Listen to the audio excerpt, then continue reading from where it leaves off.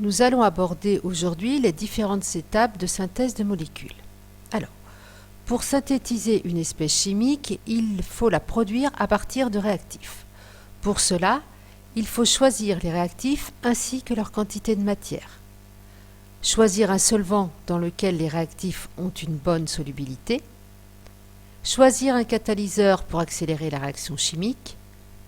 Choisir la température, la pression, l'éclairement, le réacteur, de manière à obtenir un bon rendement au cours de la synthèse. Enfin, évaluer les risques humains et environnementaux liés à la production. Alors, certaines synthèses se font à froid, mais lorsque cette synthèse nécessite un apport de chaleur, on peut utiliser un montage à reflux.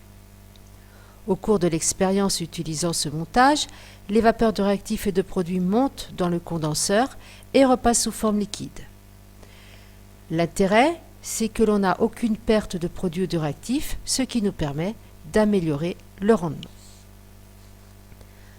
Alors, une fois la réaction terminée, il nous faut récupérer le produit de cette synthèse. Alors, si nous avons un mélange solide-liquide, une extraction possible, une séparation possible, c'est la filtration sous vide.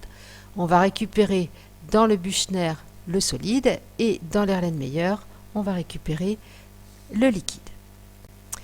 Si nous n'avons que des liquides, on peut réaliser ce que l'on appelle une extraction liquide-liquide. Et dans ce cas-là, on utilise une ampoule à décanter et l'aptitude qu'ont certaines espèces à être plus solubles dans certains solvants que dans d'autres. Ensuite, lorsqu'on a obtenu le produit recherché, il va falloir le purifier. Alors, il y a différentes techniques de purification. La première technique, c'est la recristallisation. Elle est utilisée lorsqu'on obtient des solides. Donc, le produit obtenu est mélangé généralement avec des impuretés. On dissout l'ensemble dans un solvant à chaud. Le produit A est moins soluble que les impuretés. Lorsque le mélange refroidit, A se recristallise et les impuretés restent en solution.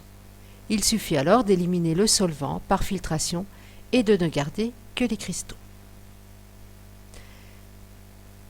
Si maintenant nous n'avons que des substances liquides, on va pouvoir purifier l'ensemble à l'aide d'une distillation. On utilise alors la propriété qu'ont les espèces chimiques d'avoir des températures d'ébullition différentes. Une fois le produit séparé puis purifié, il faut contrôler sa pureté et l'identifier. Alors, pour les liquides, nous avons la possibilité de déterminer sa densité ou bien son indice de réfraction. En ce qui concerne les solides, on peut déterminer à l'aide d'un banc de Koffler ou d'un appareil à point de fusion la température de fusion de ces solides. Autre méthode d'identification, l'analyse par chromatographie sur couche mince. Donc on va ici comparer le produit obtenu avec l'espèce chimique que l'on sait, que l'on connaît, qui est le produit pur. Alors, il y a différentes chromatographies possibles. La chromatographie sur couche mince, que vous avez déjà réalisée en TP, et nous avons aussi des chromatographies en phase gazeuse qui demandent des appareils un peu plus complexes.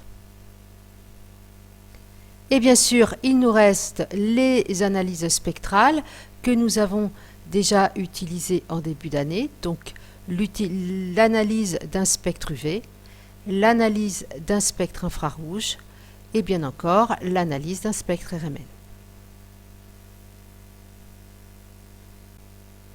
Il nous reste maintenant à déterminer le rendement de cette synthèse, qui est le rapport de la quantité de matière de produit obtenu expérimentalement sur la quantité de matière totale attendue.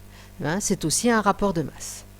Il est bien sûr nécessaire d'avoir le rendement le plus grand possible, de manière à ce que la synthèse soit efficace.